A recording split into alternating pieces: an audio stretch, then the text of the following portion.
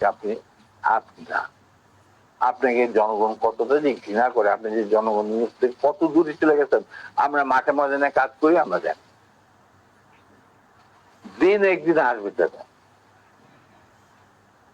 আগেও পরেও দিন একদিন আসবে, যেদিন যখন গুলির বৃষ্টি শুরু হবে, সেই গুলিগুলো কিন্তু সব আপনি নিজেই ধারণ করতে হবে। আপনার চারিপাশে একজন লোককেও খুঁজে দেবে। আসি, সালাম,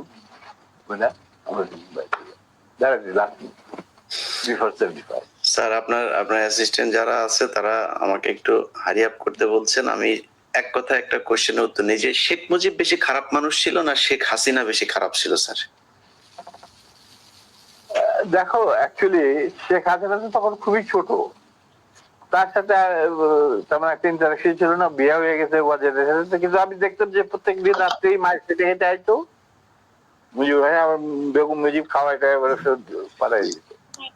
আচ্ছা, ওনার দাঁত পুড়ে গেছে মনে হইতেছে। তখন সে ছাত্র রাজনীতি কিছু চলছিল, তেমন বিশেষ কিছু না। ওর চেয়েও বড় বড় নেতা ছিল স্ট্রং আছে মহিলা আওয়ামী লীগে। অতএব আমি এই ব্যাপারে তেমন একটা কি বলতে পারবো, তবে স্বৈরাচার হিসাবে বলতে পারবো। হ্যাঁ, আমি এটাই বলছি যে এখনকার হাসিনার কথা বলছি জি স্যার। এখনকার হাসিনা ওয়াজ ফার মোর ভিশন এবং রক্ত পিপাসু দেন হার ফাদার। এটা বলতে আমার কোনো, মুজিব বীজ বপন করেছিল এক নায়ককে, আর সেইটাকে 16 বছরে পাকাপোক্ত করতে ভারতের সাহায্যে হাসিনা, এবং সে তার চেয়েও বেশি বাংলাদেশে ক্ষতি করতে, বাংলাদেশের লোকে মারতে, গুম করতে, আয়না ঘর, সেই ঘর ফাল, এই সমস্ত। অতএব তার কীর্তিকলাপ মুজিবের তুলনায় হাজার গুণ বেশি। স্যার, মেজর জলিলকে গ্রেফতার করেছিলেন কেন আপনারা স্যার?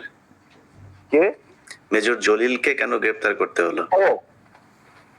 সে আমাদের একজন সহজ, মানে সমমনা মেম্বার ছিলেন।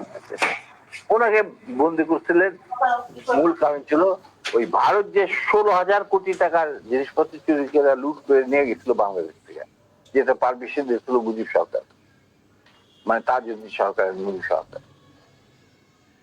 তার বিরুদ্ধে he was the man who spoke out, যে আমি একটা জিনিস বনগাঁ দিয়ে কোনো ট্রেন যেতে দিতে পারবো।